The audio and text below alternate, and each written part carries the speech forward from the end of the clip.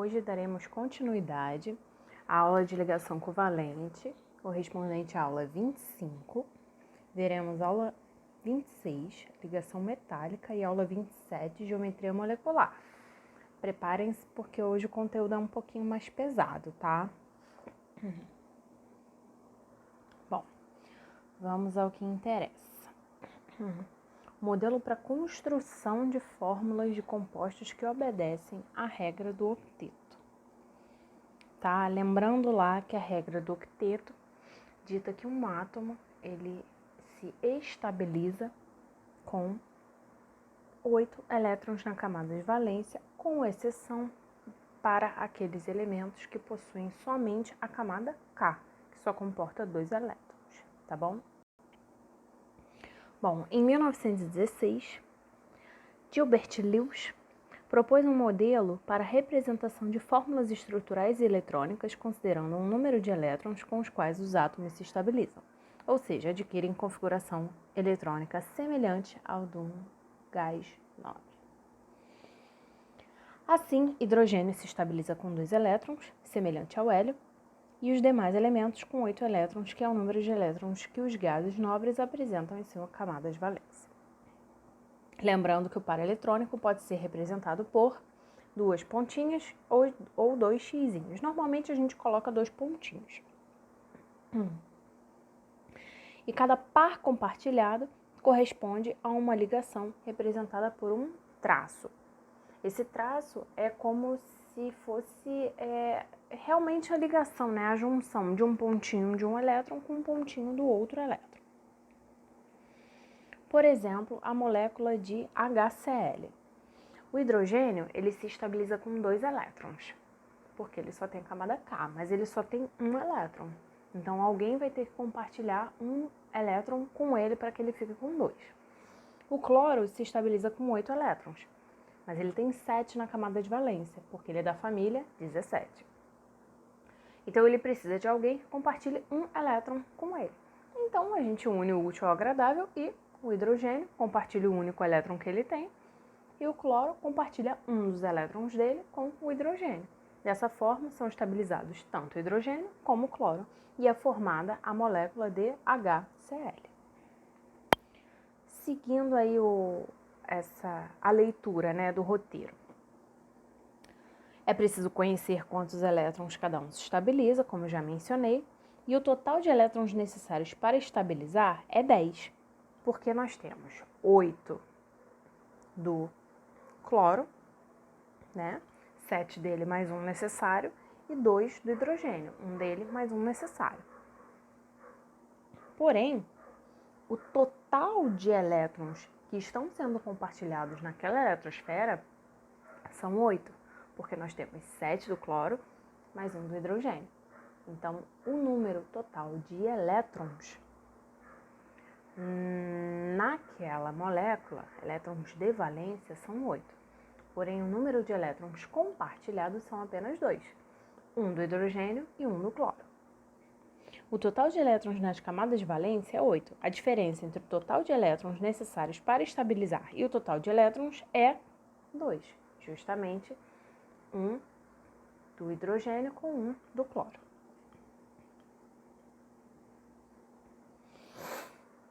E aí nós temos várias formas de representar essa molécula. A fórmula estrutural é simplesmente o traço, a ligação entre os dois átomos da molécula, tá?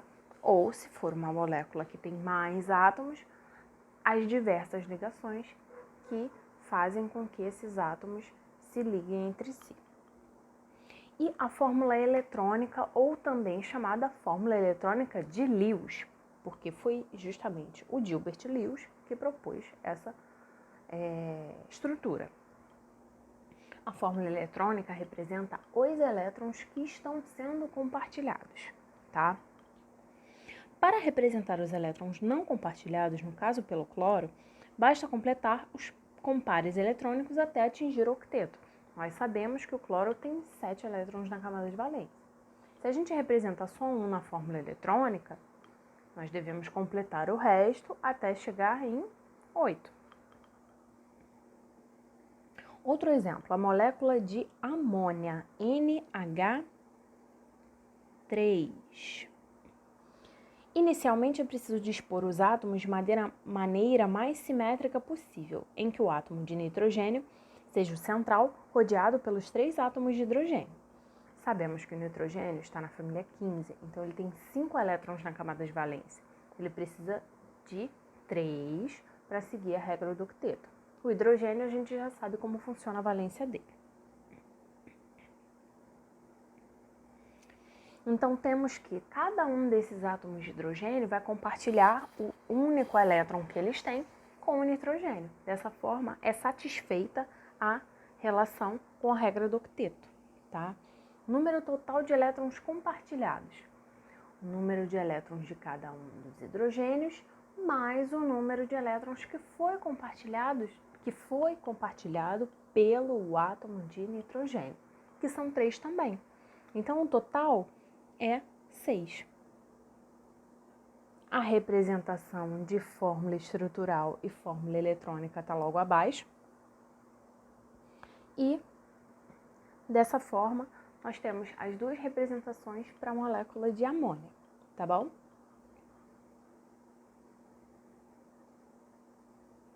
Seguindo. Para a molécula de oxigênio. A molécula de oxigênio ela é interessante porque são 2 átomos iguais, então eles precisam da mesma quantidade, tá? Só que são 2 compartilhamentos entre 2 átomos. Então a gente vai ter o que é chamado de ligação dupla. A diferença entre o total de elétrons necessários para estabilizar é 16. E o total de elétrons na camada de valência é 12. Porque aqui a gente está fazendo o somatório dos 2 átomos, tá? Então, na verdade, são 4 elétrons compartilhados. 2 de um átomo de oxigênio e 2 do outro átomo de oxigênio. Seguindo a representação de fórmula estrutural na esquerda e a representação de fórmula eletrônica na direita. Representando os elétrons não compartilhados, temos mais 2 pares de elétrons em cada um dos átomos de oxigênio.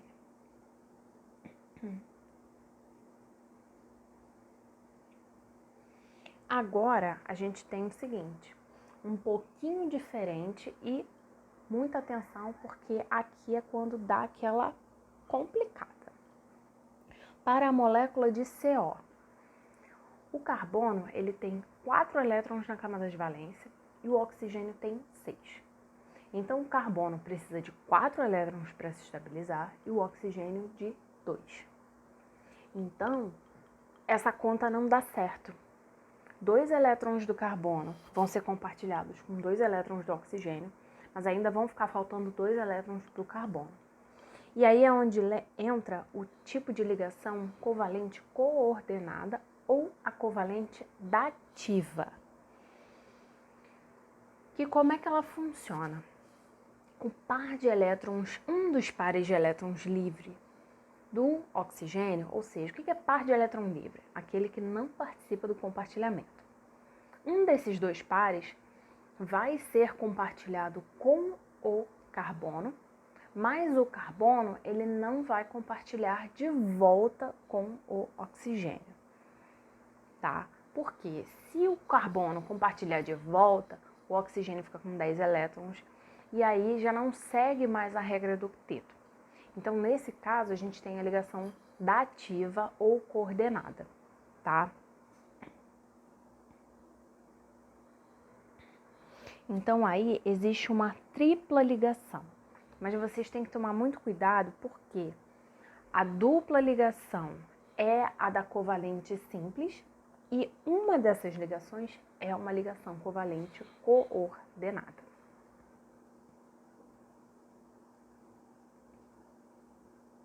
O exemplo para a molécula de ácido nítrico, HNO3.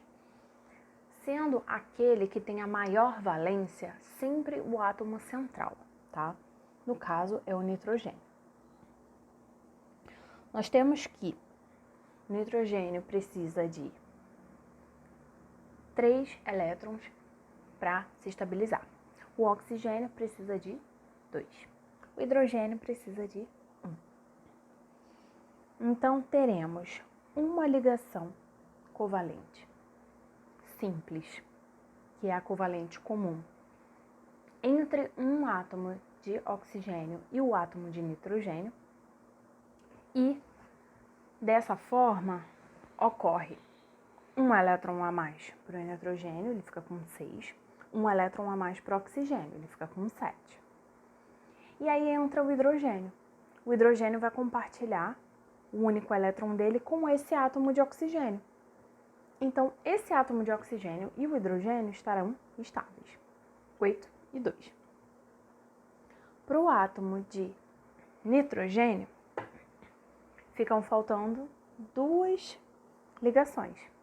Mas nós ainda temos 2 átomos de oxigênio. E aí, como isso vai funcionar?